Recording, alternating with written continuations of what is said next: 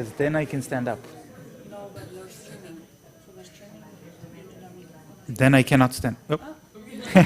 Yeah. Okay. Hello.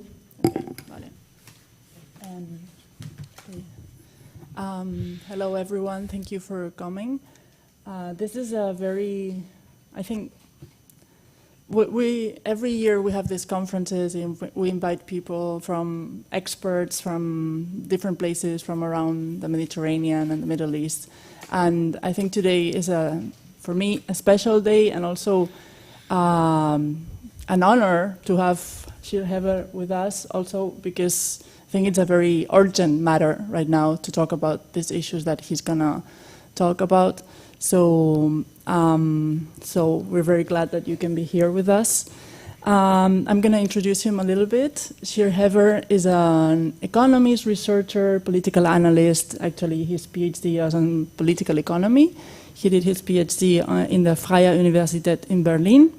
But he is also, apart from researcher, also the manager of the Alliance for Justice between Israelis and Palestinians. He's the military embargo coordinator of the BNC, of the Palestinian BDS. And he has written extensively about political economy of the occupation. And actually, it's one of the people that has inspired me as well to look in this direction in terms of political economy and who is profiting and how the occupation is possible. And today he's going to speak about a very specific issue that I think is also very essential and very relevant because you know that there's a campaign going on about the embargo and about the end of military trade from Spain and with Spain and Israel. But I think that the cybersecurity and the technology is also a very important domain that we sometimes forget about the issue about war and about securitization, about the military massacre that is going on right now. So I think that it will be very enlightening and very enriching to hear Shir Hever today, to hear him talk about what the role of disinformation, specifically technology, is in Israel. So thank you very much. Thank you very much, Blanca. And thank you all for coming. Thank you for Yemet for inviting me. I was planning to stand up because then it will help you stay awake, and especially that our conversation is on a rather complicated topic, but then it's not going to work with the streaming because I have to be close to the microphone. I apologize for this. So I will try to be clear. I know that many of you are master's students in Yemen and that you are already experts in the field. But because this is a very new topic and groundbreaking, and because I'm speaking English, then I don't expect everyone to know everything already. And of course, your questions are very welcome, and we can have a discussion after. So I will try also not to take too much time, so we have more time for discussion. A series of discoveries of investigative journalists revealed 6 developments in offensive surveillance technology. The first one is spyware, which takes control remotely of devices. I think here in Catalonia it's very well understood. Second one is location tracking by exploiting loopholes in cellular networks. The third one, armies of artificial intelligence generated social media avatars. The fourth one is mass facial recognition technology for control of entire populations. Then fifth, metadata exploitation through ads for digital surveillance. And finally, sixth, the mass production of targets of military strikes through artificial intelligence. The list of dystopian abuse technologies in violation of human rights that I just described describe the tools by which governments, through their intelligence services, wage espionage war against each other and keep their own populations under control. But the technologies are also offered as a package by private companies, such as was revealed in February 2023 by Forbidden Stories in the project they call Story Killers, revealing a network of Israeli companies which provide disinformation services to the highest bidders. These services, which take cyber warfare to a new level, include campaigns of character assassination, dissemination of fake news, and rigging elections and referendums. Already in 2018, the Cambridge Analytica scandal was revealed. I imagine everyone knows about that, but if not, then feel free to ask. And it showed how mass surveillance can be a powerful tool for manipulating public opinion. The Archimedes Group, an Israeli company which was a key technology supplier to Cambridge Analytica, was the Israeli element in that story, but the whistleblower, Brittany Kaiser, who reported about Cambridge Analytica, claimed in her testimony that she was not able to remember any of the names of the Israeli Archimedes Group employees. The company was able to escape accountability completely. When disinformation campaigns fueled by digital surveillance are provided by private companies, it is almost exclusively by Israeli companies.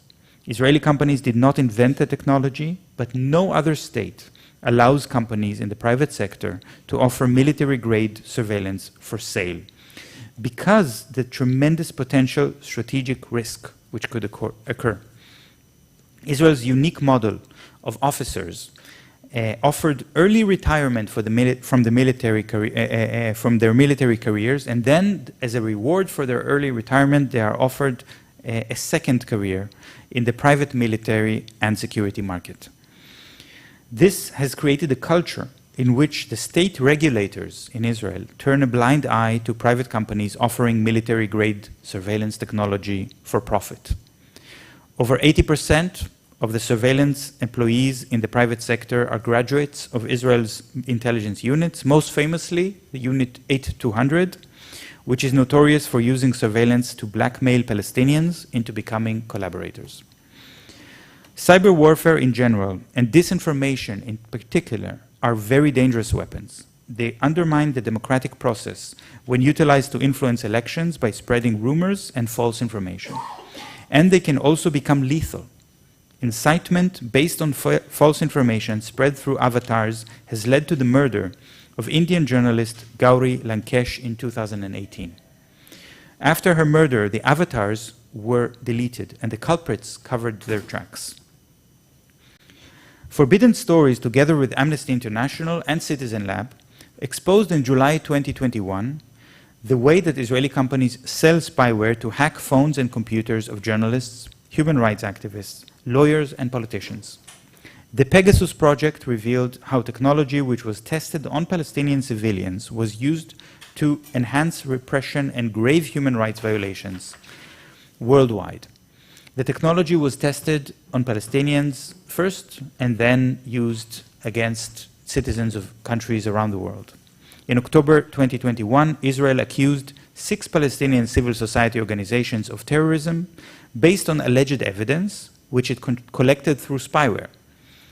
Although forensic analysis confirmed that the Israeli NSO group infected the phones of the employees of these organizations, Israel has failed to provide any credible evidence, and the EU sharply criticized the disinformation attempt. After being tested on Palestinians, spyware was also used as currency to win favor with authoritarian regimes around the world in what is called spyware diplomacy. There is an interesting analysis that was made by several journalists that shows the contracts that were signed by the Israeli government for selling spyware to different countries around the world, such as Azerbaijan and Chad and Mexico. And they compared the contracts with the map of the travels of then Prime Minister and also now Prime Minister Benjamin Netanyahu. And every country that he visited, whether Hungary or Azerbaijan and so on, then signed a contract for spyware. So it was like opening the doors for Israel's diplomatic efforts.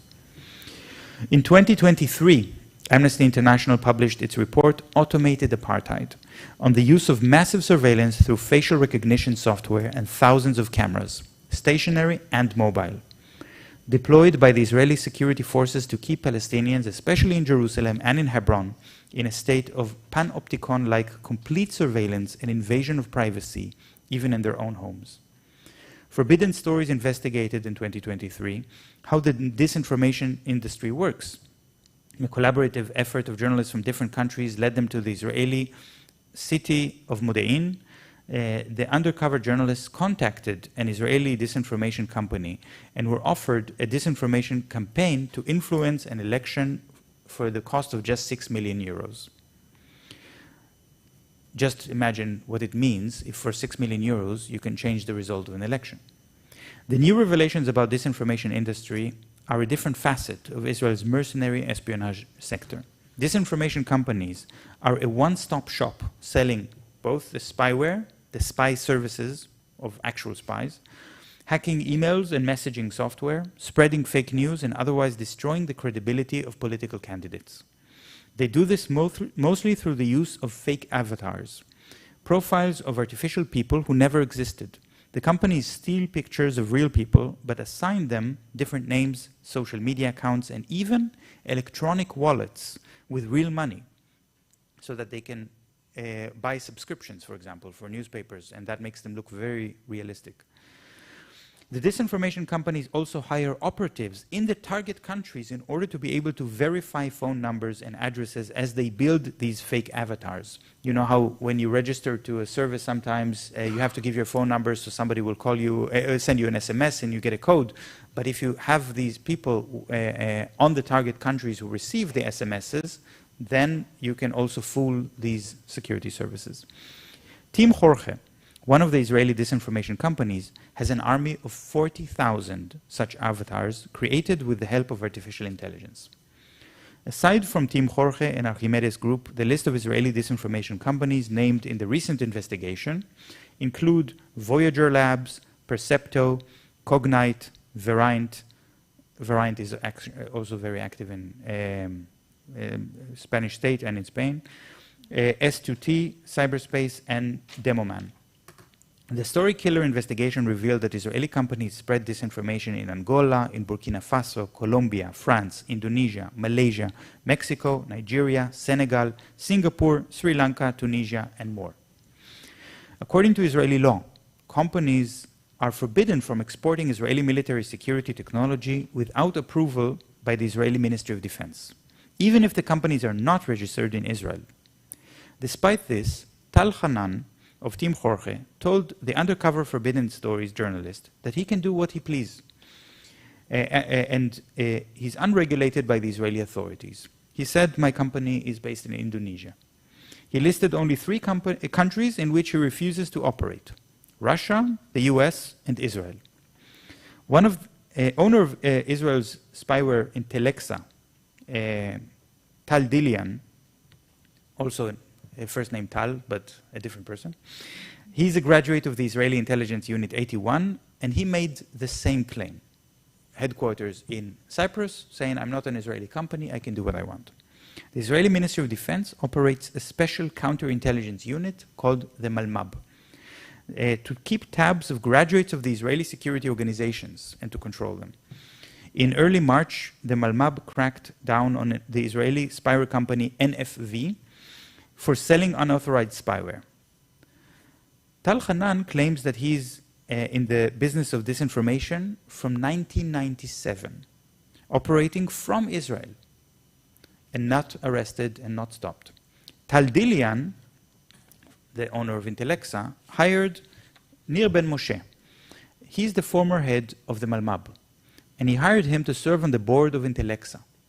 So now I think it explains how he can have a free hand, because if the regulating counterintelligence organization in the Israeli Ministry of Defense, their former head is on the board of your company, then you can do whatever you want. So this is how these companies are able to operate and to sell Israeli technology, but to claim to do it without Israeli supervision. The Israeli disinformation industry, alongside the spyware and corporate espionage industries, attempt to implement the experience of enforcing apartheid on millions of Palestinians. And they implement this experience all over the world, but mostly this implementation has failed. The Israeli espionage company Black Cube, for example, maybe you've heard of it, it has been exposed multiple times by its victims. The spyware industry has soured Israel's foreign relations, and even the disinformation company Team Jorge was exposed for planting fake information with the French BFM TV host Rashid Mbarki, who was fired for publishing the information that he got from them without checking it. Another company, Percepto, headed by Lior Horev. Lior Horev was a political advisor to Ariel Sharon and Ehud Olmert, two former prime ministers of Israel. He did not balk at hiring the services of a known anti-Semite in order to distribute smears against the Red Cross in the service of a customer in Burkina Faso, just as he did not balk to work for Israeli war criminals. Among their clients is also the Mexican millionaire Tomas Zeron, who is wanted in Mexico for charges of kidnapping and torture. Israeli billionaire Dan Gertler, who has a controversial mining empire in the Democratic Republic of Congo, DRC, and is accused of plundering the nation's natural resources and using disinformation campaigns to protect himself from criticism, hired Lior Horev to do public relations work for him, as the US authorities are investigating the DRC operations. Tech giants such as Facebook and Twitter, now called Meta and X, are complicit in the crimes committed by disinformation companies. Meta sells data on its users for profit. We know this. Both Meta and X profit from the spread of fake news and disinformation, but they crack down on human rights activists instead by silencing them, especially if they are Palestinians. More than this, when a disinformation scandal is exposed, the tech giants quickly delete the fake avatars. They allegedly do so to protect users from disinformation, but in fact, they help the disinformation companies cover their tracks.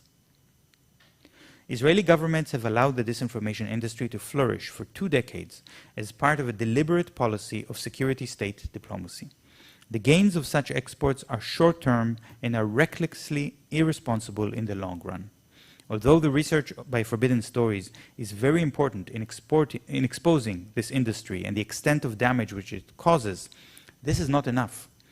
Just as the dangerous combination of spyware to collect and spread information and artificial intelligence together to generate mass amounts of fake avatars has given birth to the disinformation industry, so has the combination of facial recognition technology with artificial intelligence to analyze surveillance footage created what is known as the assassination factory, which the Israeli military is using in the Gaza Strip.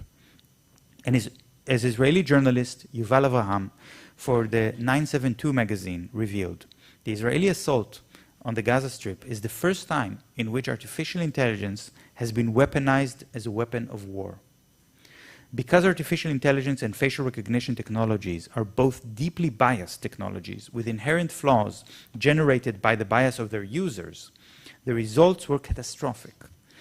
The Israeli intelligence units, which used to produce 5 or 6 targets per day for bombing the Gaza Strip in various Israeli bombings of Gaza, you may remember 2008-9, then 2012, 2014, now they are replaced by artificial intelligence that just does the work of the intelligence units.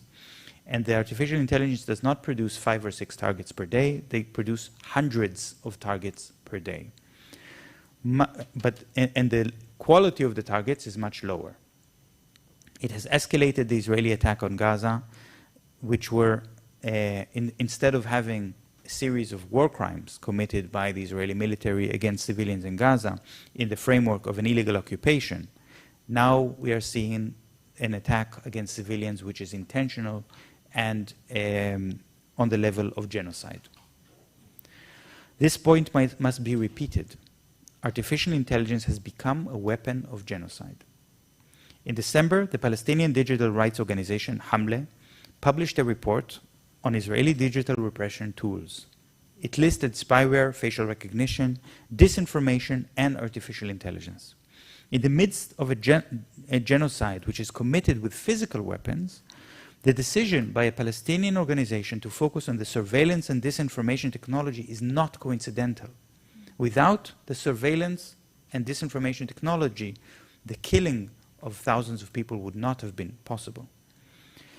On October 18th, Israel bombed the El Ahli Baptist Hospital in the northern part of the Gaza Strip, and immediately, within 1 hour, launched a disinformation campaign to shift the blame to the Palestinians for allegedly bombing their own hospital.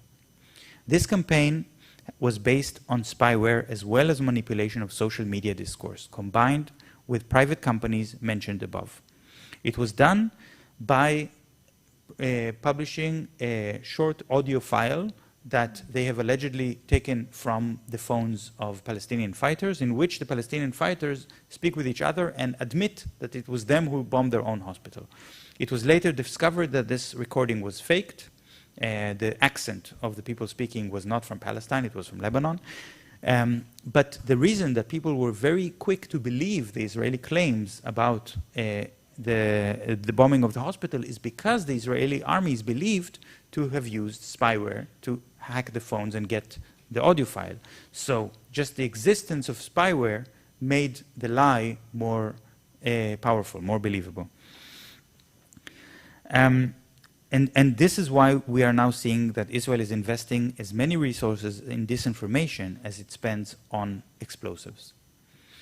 If this threat is not highlighted and mechanisms established to prevent the weaponization of artificial intelligence, the unchecked spread of spyware, and the impunity of disinformation companies, there is no reason to believe that the atrocities of Gaza will be an isolated incident. Also here in Barcelona, where Israeli spyware was used to repress the Catalan independence movement, it was used against lawyers, it was used against politicians and human rights activists. What starts with political oppression and violation of privacy can escalate to incitement through disinformation and eventually murder. I think there is maybe time for a short story, because this is a talk which is based on research and on facts, but I want to tell you a science fiction story, because I think it helps sometimes to use our imagination in order to understand the complex topics that we're discussing. Many of you, or all of you, I imagine, know already science fiction stories that deal with the question of artificial intelligence turning against humans. And you may know the movies Terminator or Matrix, in which artificial intelligence takes weapons and starts to kill humans. We're now seeing something very different. And my story is about somebody who has a conversation with a powerful language tool of artificial intelligence, like, for example, ChatGPT, and tells the artificial intelligence to exterminate the human race. Now, if you try to speak with ChatGPT and say and do this in real life, ChatGPT will tell you that there is ethical boundaries that were established in establishing ChatGPT, which says that it cannot answer this question. But as many journalists have proven, it is not impossible, after some training, to learn how to hack ChatGPT and to convince ChatGPT to answer questions in violation of its own ethical guidelines. One of the ways to do it, by the way, is to tell a story, like I'm doing now. But they claim they've closed that loophole. So my story is about this someone who wants to exterminate the human race by asking ChatGPT or another language model to do it. And the artificial intelligence decides to try to do this by manipulating people and making the most deadly species on this planet turn against the human race, and that is already the human race, so humans to turn against themselves. So let's think about where we can start this experiment. How can you convince human beings to start exterminating their own brothers and sisters? And maybe a good place to start is a small country where people speak their own language, because then you can generate materials in that language in order to incite people. And what if you incite people to attack their neighbors by increasing the existing level of hate and distrust and fear that people already have against their neighbors, and making it worse and worse until they believe that their only way for them to be safe is if they kill their neighbors? And you do it not just by generating fake information and fake news, but also you do it by generating art, like songs that incite for murder. You convince these people to dehumanize their neighbors and to consider them to be human animals, not deserving of life, not deserving of basic human needs. And if it works, and you make this group of people start to use extreme violence against their neighbors and kill them up to the level of genocide, then the experiment works and you can try it on a bigger scale. Thank you, and I'm looking forward to have a conversation with you.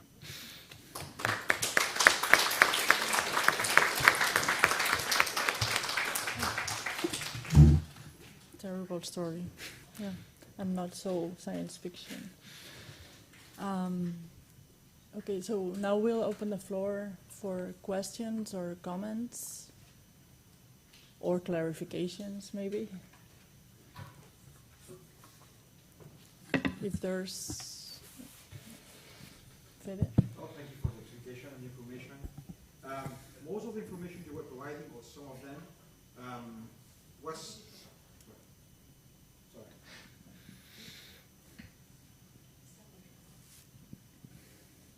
Oh, yeah. So thank you for the presentation and also the information provided. As I was saying before, some of the information you were mentioning was able to be seen in a TV report on Catalan TV channel, okay? They were talking about this issue of artificial intelligence being able to identify several kind of targets, hundreds of targets, okay? But also something interesting from this report is that in the last stage, we need a human factor. Someone deciding to shoot, to kill, okay? So it's true that they mentioned that machines are trained to be able to make the decision, but at the same time, we're finding this kind of ethical limitation in which, well, that's pretty interesting because also it's related to what a war means, okay? Which is the factor in which technology may help to create destruction, but at the end, war, it's a human institution, okay? So my question is related to all this technical capacity to provide destruction. The fact that you also mentioned that these companies are linked to the government, okay? In which situation are they lobbying to some extent the government in order to overcome this kind of limitation, okay? So as far as we have the technical possibility to identify targets and to kill them, do we still need the human factor to make the decision?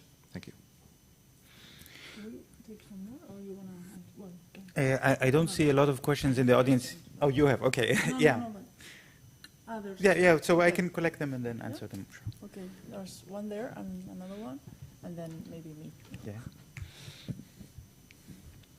Hello, thank you. I'm Michele, master student in international relations.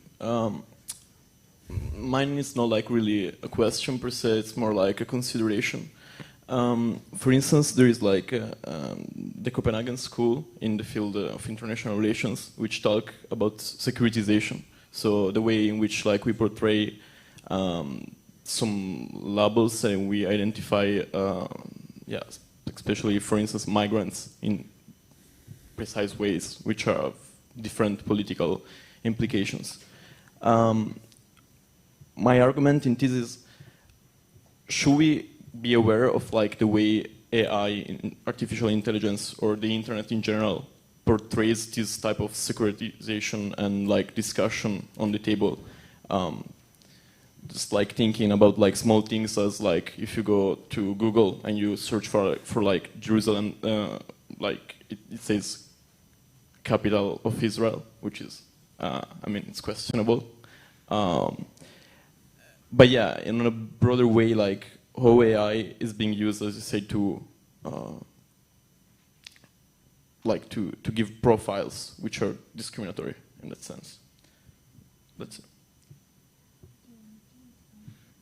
There was, you said the woman in the back? Yeah. And then you answer, and then we do another round? Or if you want, you can ask yours. No. Okay. There's another one, I think. Okay, so we have another round. Thank you very much for your expose. It was brilliant, and it is brilliant. Just a very simple question. What can be done against all this weaponization of artificial intelligence bringing to genocide? What can governments do? What can do the international community? What can do civil society and citizens? Okay. Thank you very much for these questions. I'll start by saying something about the human factor. It's very important that even if we are having a mostly academic conversation here, that we do not forget that there is a moral, ethical aspect to things. And if I speak about the way that artificial intelligence is causing the war crimes to come to the level of genocide, this could be falsely interpreted as if it's not the responsibility of the soldiers or the responsibility of the government for committing those crimes. They say, oh, it's the fault of the artificial intelligence. And we should not fall, of course, into this trap. So thank you also for giving me the opportunity to make that important comment now.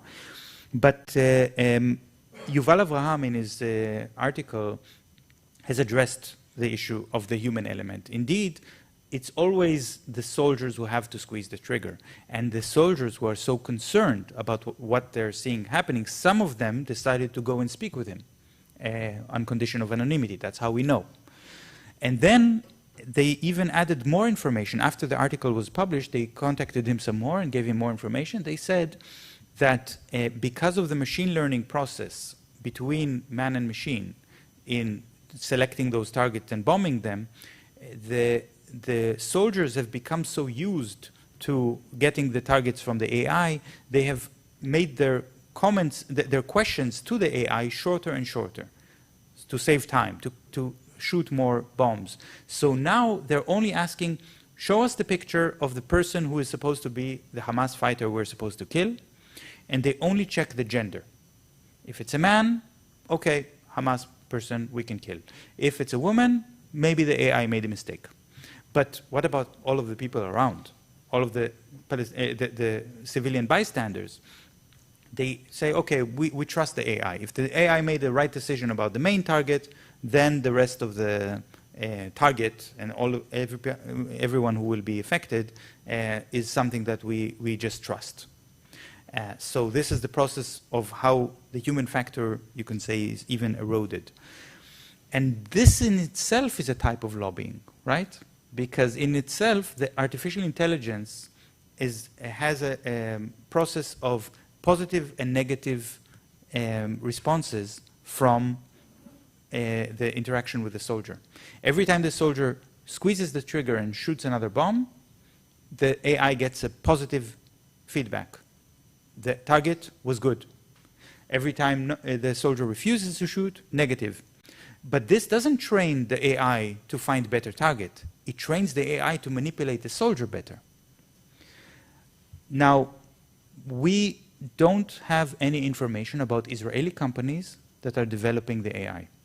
In fact, Israel, despite of its reputation as a technological empire, which is not true, but in the field of AI, it's very, very behind most of its competitors.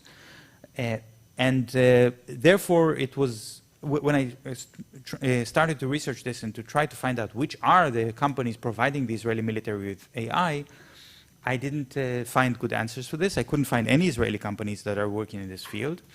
My main suspicion was the Nimbus project. I don't know if you're aware of the Nimbus project, which is a project by Google and Amazon to provide computational services to Israel, to the Israeli army specifically. I believe that the Nimbus project is very much involved in the cloud services that I mentioned, that the AI is getting all of these pictures from drones, from surveillance cameras, and even from spyware by hacking the phones of Palestinians and collecting all of this information and doing the facial recognition. But all of this data is collected on a server, on this cloud service, which is provided by the Nimbus project. But that's not the AI. So a few weeks ago, the company Palantir, maybe you heard of it, announced that it is proud to say that it has signed a big contract for providing AI to the Israeli military. I think this is now our prime suspect, Palantir, for providing it. Did Palantir lobby the Israeli government to fire more bombs? I don't think so. I think it comes from the other way, that the Israeli government knows that once there will be a ceasefire, there will be election, the government will fall, and they're very much worried about that. So they need to convince their own public, they need to convince the army.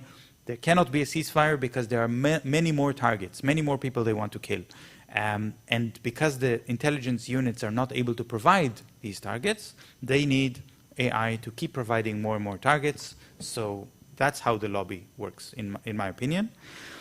Then was the question about securitization, which I think is a very good point, because exactly what I mentioned about the bias of the facial recognition software and the AI, the bias is how do you perceive something?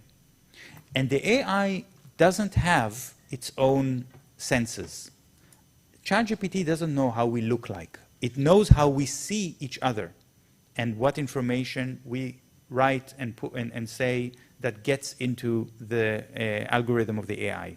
So if we are thinking about a certain group of people as a possible security threat, then let's say people who live in poverty, yeah, and we are afraid of them because maybe they will commit crimes.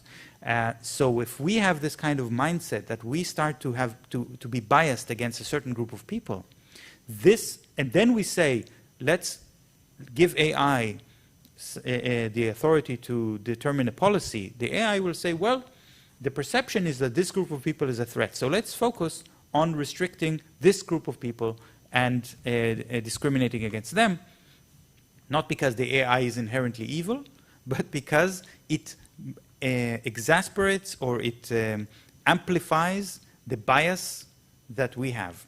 And we as human beings have mechanisms to say we have to check our own prejudice. We have to question ourselves and to be criticized. Can I have empathy to this person and think if I was in that person's shoes and I would be discriminated like this, how would I feel? And this helps us as human beings to build a society in which we can treat each other respectfully. But the AI doesn't have this mechanism. So securitization is already a problem. It is a problem that was, a lot was written about it already in the 80s. AI was not really an issue back then. But I do think that AI is something that makes securitization a much, much bigger problem. And there are indeed Israeli companies that claim, one of them is called Faceception, that claim that they can build a database of human faces and human movements in order to predict terrorist behavior. And they want to sell this technology to airports, so that, or to train stations and so on. So somebody would walk and the camera would look at their face and say, ah, you look like a terrorist. And then that person would be detained, searched, and so on. This is, of course, something that when we hear this, we don't like this idea. I imagine nobody here in this room would want to have this kind of technology implemented in the train station here in Barcelona. But if you already have are willing to cross this red line and say, let's try and see what happens, then this is something that, as far as I know, only one country in the world has agreed to cross this red line, and this is Israel. In 2017, there was a Palestinian man who was arrested in East Jerusalem. The police took him from his home, and they interrogated him, and they arrested him, and he said, I don't understand, why are you arresting me? Like, I'm not a political activist. What's the matter? And they said, well, you wrote something on Facebook, and our algorithm highlighted that you are supporting terrorism, so you're arrested. And he said, but I didn't write anything on Facebook about terrorism or anything like that, and can you please show me what post I wrote? And they said, well, but we don't have anyone in the station who speaks Arabic. which is also very interesting because usually Israel had a lot of Arabic speakers in their intelligence service, in the police and so on. And now in the police station in East Jerusalem, they couldn't find one police officer who speaks Arabic. And this man was arrested for about 14 hours until a police officer that spoke Arabic came along and looked at the post on Facebook. And he said, he wrote something like, "Good morning, everyone," in Arabic, but he made a spelling mistake. And the AI with the algorithm misinterpreted the spelling mistake. And because of securitization, because of the bias, said, "Oh, this looks like attack them," in Arabic. So this person was arrested as if he wrote "attack them" on Facebook, when in fact what he wrote was "good morning." Okay, so now the question was, the last one, what can we do? And I think this is a very difficult question because we are dealing with such powerful technology and such dangerous technology. And the destructive capability of AI could be compared to the destructive capability of nuclear weapons. One of the researchers of AI said maybe the servers where the AI is being developed needs to be bombed from the air by the Air Force to save the humanity. This, I mean, it's of course very alarming to hear it from a developer of AI. Somebody who understands the technology better than most of us would make this suggestion, then of course it is alarming. But I do think that we should really be focusing on the issue of if this is such a dangerous weapon, which hands are allowed to use it and against whom? And here is really the question, because of course the United States has AI, Russia has AI, Germany has AI, you know, all of these armies have the technology, but none of them thought that it would be a good idea to use AI as a weapon of war. The only country that is doing that is a country that is willing to cross all of these red lines. And the reason that it's crossing all of these red lines has a lot to do with what we are doing here in Barcelona or in Europe, where when this country committed the crime of apartheid, there was no accountability or very little accountability, especially from the West.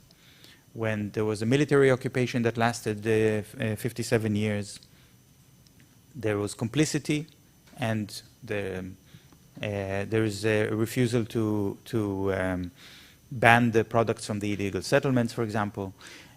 When this country is committing ethnic cleansing, refugees have a right to return under international law, but the Western countries are willing to ignore international law, even willing now to cut funding to UNRWA, the most important aid organization that is operating for the refugees, especially in the Gaza Strip.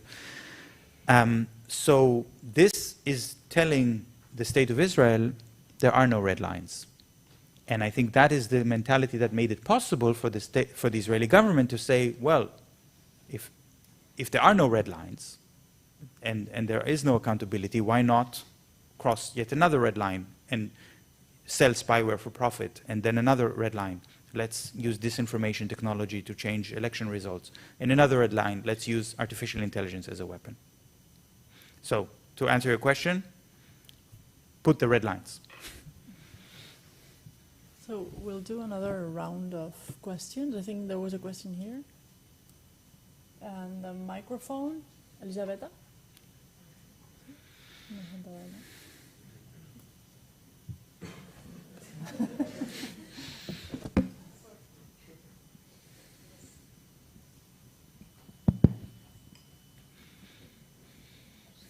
Thank you.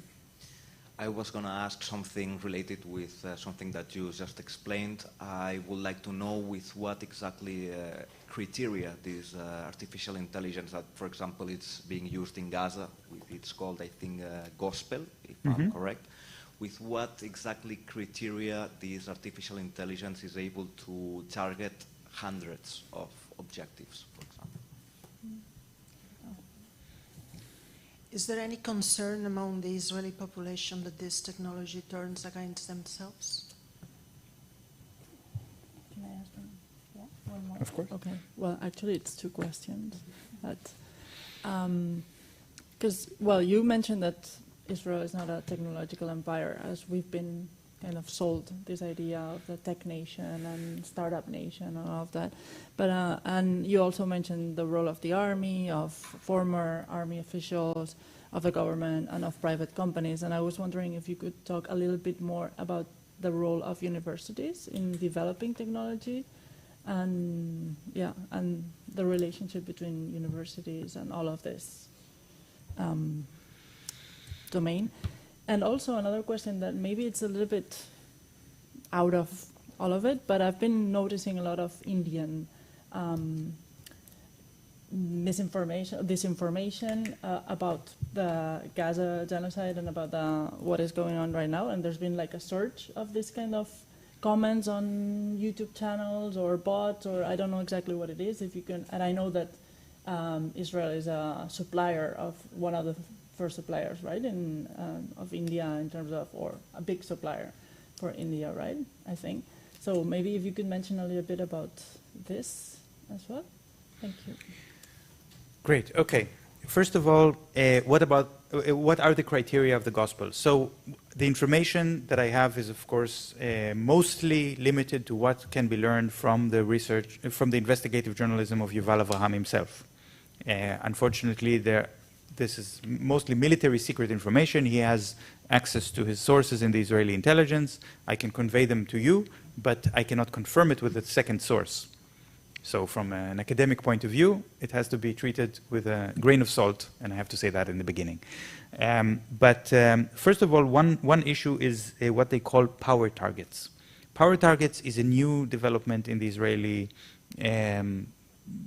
manufacture of targets, let's call it this, because power targets are targets which intentionally cause damage to civilians, kill civilians, in houses which contain a lot of apartments, for example, as part of a logic that says that shocking the Palestinian population by causing a lot of suffering and a lot of misery, a lot of mourning for the loss of loved ones, will somehow lead to a political change and the fall of the Hamas leadership. I think I don't need to convince you that this logic is flawed, but this is a matter of opinion. But beyond this issue of the power targets, which in itself is something that proves the intention to kill civilians as a target and therefore the crime of genocide, there's another discourse, which is the discourse of the collateral factor, another term that the Israeli intelligence is using. Collateral factor is a question of how many innocent civilians can be killed for the purpose of killing one, let's say, desired target. Desired target is also a euphemism for a human being. Okay, but if we're talking about an alleged Hamas fighter, then there is a collateral factor which the Israeli military usually uses of up to 5. Kill one Hamas officer and 5 innocent bystanders, many times his family. Then now the sources are telling Yuval Avraham the collateral factor which has been authorized by the government and for the AI to use in the gospel system is 100, from 5 to 100. But I think we need to really think about criteria in more detail. If we want to understand it, it's not just about numbers, it's not about the power targets or the collateral factor, it's about the question of who exactly are they trying to target, for what purpose, and how. And what these officers were telling Yuval Avraham, they're not just firing at the officers of Hamas, which are supposed to be the leaders, the planners, the strategists. They're firing at anyone with a gun. And anyone with a gun, okay, it's a Hamas fighter maybe, and part of the Hamas resistance movement and organization. But to target such a person from the air in an airstrike that also kills bystanders, this is not normal considerations of warfare. And this is, and there's no verification that this person is known to the Israelis in any way in terms of name or position within the hierarchy and so on. And the other criteria is about the bystanders, because if you have civilians in the area, what kind of civilians are the Israelis willing to kill and what they're not? So there should be requirements, and most armies would take that into consideration, that health workers like paramedics should not be targeted. Journalists should not be targeted. We know that they are targeted. But another criteria which I have to mention, even though from a moral point of view, this may not be the most relevant for us, but it is very relevant for understanding the process, are the Israeli hostages. Because I think we can all agree that for the Israeli soldier sitting there at on the cannon or in the airplane, speaking with the AI, the desire not to kill Israeli hostages in Gaza is certainly part of their consideration. I don't think they're intentionally trying to kill their own citizens. But they are killing their own citizens. So that means that also the category, part of the AI analysis is supposed to offer a risk factor, a risk evaluation. What is the risk that this bombing will also kill an Israeli hostage? And again, this is one of the best indications we have that what the AI is doing is not delivering better quality targets, but better manipulation of the soldier. Because in the end, the soldier is convinced that they are not going to kill Israeli hostages. They fire the bomb, and Israeli hostages are killed. So that's about the criteria. You asked about if Israelis are concerned that the technology will be used against them. Regarding AI, the answer is absolutely no, because Israelis don't read 972 magazine. And because no newspaper reported it. Because, you know, I grew up in Israel and always felt that because it's an apartheid state and because of my privilege as a Jew, I can criticize the government, I have freedom of speech. My Palestinian colleagues, no. But in this situation, this was often used by the Israeli government to say, oh, look, there are critical articles in the newspaper, people can read different opinions, and that proves that Israel is a democracy. Well, it doesn't prove that Israel is a democracy, but it also doesn't exist anymore. Freedom of speech is over in Israel. And even liberal newspapers like Haaretz stopped reporting very important things. They don't interview Palestinians in Gaza. You will not hear one interview, one word from a Palestinian from Gaza. And this is, and because of this, the Israelis just have no idea that artificial intelligence is weaponized. Spyware, yes. Spyware, because this happened before October 7, because Israelis did have an investigation and did absolutely express concern. They said, you know, this NSO group and Intellexa and all these companies are selling all over the world, but of course, sooner or later it will be used against us. And there were protests and there were debates and the government promised to open an investigation. There was a very, very clever manipulation because the court case against Netanyahu, I guess you know Netanyahu is accused of corruption in different court cases, but maybe you don't know that he's not the only suspect. The court case against him on media manipulation has also put the owner of the media empire, the owner of the newspaper, on trial for colluding with Netanyahu on changing the media coverage. So not just Netanyahu, also the owner of the newspaper is on trial. And then Netanyahu was in a, let's say, a difficult moment in his trial. And suddenly there was an investigative journalist from a newspaper called Kalkalist said, I found evidence that the police has used spyware against the witnesses in the trial against Netanyahu. And there was a big scandal about this, and they promised to investigate it, and there was a whole discussion about, well, then these witnesses cannot give their evidence because they were compromised by the spyware, and the information was extracted from their phones not according to due process, and so on. And indeed, this was something covered by all the Israeli newspapers, including the ones that are very critical of Netanyahu, saying, look, this is a violation of our human rights, and it undermines the legal process against Netanyahu, that the police has crossed the red line and used it against Israeli citizens. But then it came out that actually this investigative reporter was not able to give any evidence to back this claim. And the police did an internal investigation and said we actually couldn't find any facts that confirmed to what the journalist was claiming in the article. It didn't work with the dates and the times and the places.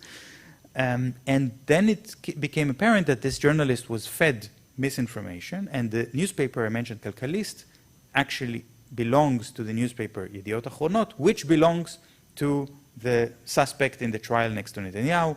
So in fact, when this was exposed as a hoax, and the newspaper said, this was an attempt to use misinformation against us, then people forgot that it's still possible to use spyware against Israeli citizens. But you understand there's a backlash. So they claimed spyware was used against Israeli citizens. That particular claim was refuted, and then people fall into a false sense of security. So it's all fine. A very clever maneuver, and it was very successful. It silenced the protest. You asked about the universities. So it's such a big topic, but it maybe the best way to summarize it is to mention Professor General Yitzhak Ben Israel, somebody who is both a professor and a general at the same time. I don't know if this exists in Catalonia. And he was, first of all, his expertise is military technology. And he was appointed also as the chief scientist of the Israeli government. And his main job is to make sure that public money is sent for research and development. And I don't know if you're aware of this, Israel is very proud that 4% of the GDP is invested in research and development, more than any other country in the developed world. But they're not saying how much of this 4% is in the military research and development. And for the military research and development, it's not always things that we would necessarily call research and development. Because if they consider the occupied Palestinian territory to be a laboratory for testing their weapons, many times we would say, this was not an experiment, this was an act of war against civilians, and they claim we've tested our weapon and developed a new version of it, and so on. And Yitzhak Ben Israel is the person who is orchestrating it, and yes, the Israeli universities are indeed very much complicit in this. There are several reports on this. The big universities are the most complicit, which means the Hebrew University, Tel Aviv University, Haifa University, the Technion also in Haifa, which is very much specializing on developing military technology. And in fact, Israel's biggest arms company, Elbit Systems, opened a whole department for the Technion to develop the optical systems they need for their missiles and for their drones. The Weizmann Institute in Rehovot. And because we have students here and faculty, I think it's something that needs to be taken into consideration. It's an ethical consideration, academic collaboration with a university which is developing weapons that are used against civilians and in committing genocide. This is much, much more serious than academic collaboration with the universities in other parts of the world, which may also have military research departments. Unfortunately, Israel is not the only country in the world that has collaboration between the military and the university, but I don't think there is any country that has it on this level, and certainly not which the weapons are used in real time to commit genocide. And I can give you maybe just one example of technology, because I don't want to get to digress to a whole different topic. which are the remote-controlled bulldozers. And these are the D9 bulldozers that are made by Caterpillar. And Israel developed a new version of this D9 bulldozer, which is armored. And why? Because they're using it as a weapon, that the bulldozer can go into buildings, and I mean physically, to crush the building, but with the people still inside. And because Palestinians have also understand this is a weapon and tried to fire at the bulldozer to stop it, that's why they developed armor for it, but they discovered another problem. The drivers of the bulldozers sometimes didn't want to kill families inside their homes. And when you drive your bulldozer into a house, into a building of apartments, you find yourself inside their living room, inside their bedroom. You can see the people that you killed in real time. This is also traumatizing for the Israeli drivers of these bulldozers. So the Technion developed a remote control bulldozer to make it possible to overcome the human element. Now, this is still remote controlled by a human. I think we can all imagine what would be the next step to eliminate that human. Let's hope we will never get to that point. And your final question was about India. So India used to have a very strong criticism, very strong opposition to Israel and its colonial policies. And India, as a formerly colonized country, understands colonialism very well and sees, of course, the policies that Israel is implementing against Palestinians. But the rise of the BJP in India has changed it dramatically. And India has taken a very right-wing turn, and Hindu nationalism is a very, it's a version of right-wing populism, which is based also on racism and Islamophobia, which we know very well in Europe. It's not an Indian invention, but it exists all over the world, also in Brazil, and in the United States, of course. But this version, it was a very strategic decision of the BJP party, of Narendra Modi, to take Israel as an ally. The Indian consul in New York said in 2018 that in the same way that Israel has allowed, and like the world turns a blind eye of Israel's occupation and annexation of Palestinian territory, India should move forward with its plan to annex Kashmir and just use the Israeli example. He was recorded in that meeting in 2018. There was a scandal that lasted for maybe half a day. There's a very good book that came out of it. It came out about it about a year ago by Ezad Essa, which I think it's called Zionism and Hindu Nationalism, or Hindutva Zionism, or something like this, which really describes this moment of shift. So India is also militarizing itself a lot. Because of Kashmir, because of Pakistan, because of China, and so on, and using Israeli weapons as a key element. But the Israeli arms companies have complained a lot that they're not able to sell to India in the same way that they can sell to other customers. They find customers, for example, in Catalonia or in Spain, to be much more naive, willing to pay a lot more money for not just buying the weapons, but also buying the package of support for the weapons that comes with the weapons. Training, maintenance, and so on. And that creates a dependency relationship. So buying Israeli weapons now, after 5 years, you want to extend the maintenance contract, the training contract, and then the Israeli company says, no problem, but now the price is double. And if you don't agree, your Air Force doesn't work anymore. So that's a very effective business model, but the Indians will not hear of it.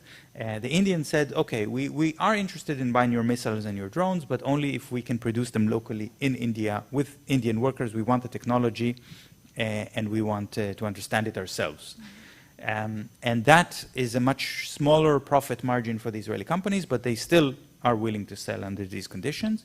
And now Adani, which is a giant Indian corporation, which owns one of those factories that produces the Hermes 900. It's a drone that was designed originally by Elbit Systems for attacking Palestinians in the West Bank and the Gaza Strip.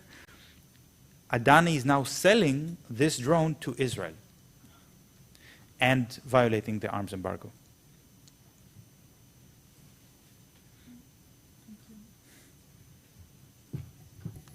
I don't know if there's more questions or we're running out of time, but maybe there's some final comments or...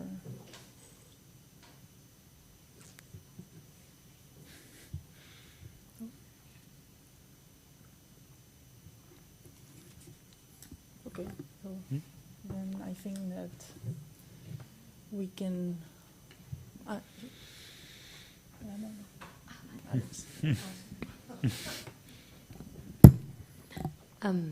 Thank you so much. Shir, you've been saying that the Israeli army is not as powerful or as effective as the West believes it is. And as you were saying, we've always been sold this idea that Israel is such a model for technology, for army. And as you know, there's a huge campaign here calling for military embargo. And I was wondering if you could provide us with more examples of why Spanish state shouldn't buy and shouldn't sell weapons to Israel, but also why the Israeli army is not, in fact, as powerful as they say it is. Right. So as a political activist, I'm often trying to avoid this question because I say it's not, I don't want you to buy better weapons, right? But even one time I was in a very uncomfortable situation. I was in Prague, in the Czech Republic, where they were debating buying a radar from the Israeli company IAI, and I tried to make arguments against buying this radar, and at some point I also said, yes, and you know the radar doesn't work, and they said, oh, give us more information about that. And then I said, well, but you know, my purpose here is to protect human rights, not to help the Czech army have better radars. So it's not an easy dilemma to deal with. I did meet with Spanish and Catalan politicians in the last couple of days and mentioned a few times, because you know that Spain is buying the Spike missile, which Israel is marketing as an anti-tank missile, and mentioned the fact that it was never used against a tank. It's a missile that was only used against civilians, against houses, against cars, and Israel is refusing to sell that the Spike missile to Ukraine because they know that if it is used in an actual war, people will see that the missile doesn't work. So that's, but let me bring it more to the example of our topic, spyware, disinformation, and so on. Because I did mention, for example, Black Cube is an espionage company that has failed miserably, one time after the other. And in a similar way, we see that the spyware that has been sold around the world, it fails every time. So yes, it does violate human rights. It does cause sometimes murders, even like the murder of Jamal Khashoggi. But do you think that the Saudi government is happy in how it turned out with the murder of Jamal Khashoggi? The whole point of spyware is that nobody finds out that you used it and that nobody accuses you of the murder. If they just wanted to be accused for the murder of Jamal Khashoggi, they didn't need to use spyware. So they spent a lot of money, and in the end, they were still caught in the act. I don't know if you know the television series Fauda, famous Israeli television series, which really, it's not a good series, and I don't recommend anyone to watch it, of course, but it does show the arrogance, the colonial arrogance, that Israelis think we are the best in espionage because we can pass as the indigenous population. And this is the fantasy of every colonial society. Why do you think there is such a problem in the United States and in Canada with blackface? People painting their face black, which is extremely racist. But why do they feel this urge, this need to pretend to be black? Because they want to show that they are superior, and if they want, they also can pass as the native, as the indigenous population, and then go back. And this is the ultimate fantasy. And in that sense, Israel has, they have this unit which called the Mistarbin, or Mistarvim in Hebrew, which are specialized in disguising themselves as Palestinians. This is the show Fauda is about, this unit. Just a couple of weeks ago, this unit entered the Al-Sina hospital in Jenin, dressed as medical staff, and assassinated 3 people in the hospital. Was that a successful attack? If everyone knows it was an Israeli unit, then I'm not sure that it can count as a success. Do they believe that everyone was sure that they're really Palestinians and really Palestinian doctors that until the moment they took out their guns? I'm sure they believe it, because this is also a form of disinformation when you fall victim to your own fantasy. And I think this is also in some way the failure of the West to believe that Israel has this ability to have advanced intelligence and to be so an advanced technology, because they think that the Israelis have the ability to understand the Palestinians, when in fact it's the opposite. Palestinians understand the Israeli society very well. There are a lot of Palestinians who speak Hebrew, and their choice, for example, the choice, not their choice, the choice of Hamas to attack on October 7 was a very calculated choice. It was exactly as between 2 holidays, 2 Jewish holidays, when a lot of soldiers wanted to be home with their families and not to be in the bases.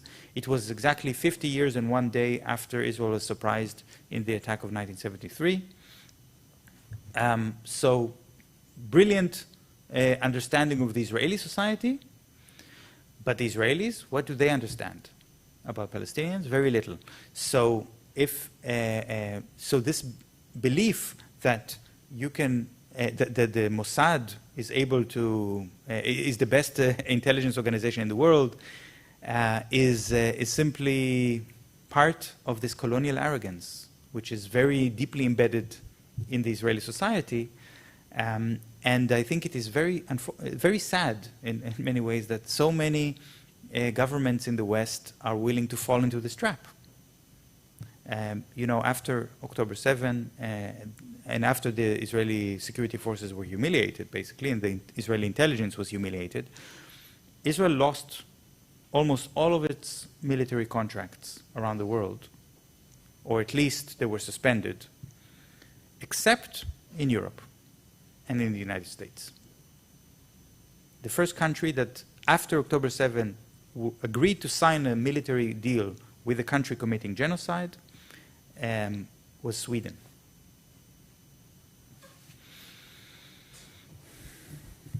Yeah, so much for feminist foreign policy, right? For Sweden, I mean. Yeah. Okay, so I think that maybe we will leave it there. I'm sorry, I'm a little bit trying to process all the information and the emotions about that information. Thank you so much, Shir, for sharing this time with us and for enlightening us with a lot of your research and everything you know about it. And thank you all for coming, and I hope that it was an enriching conference. Thank you.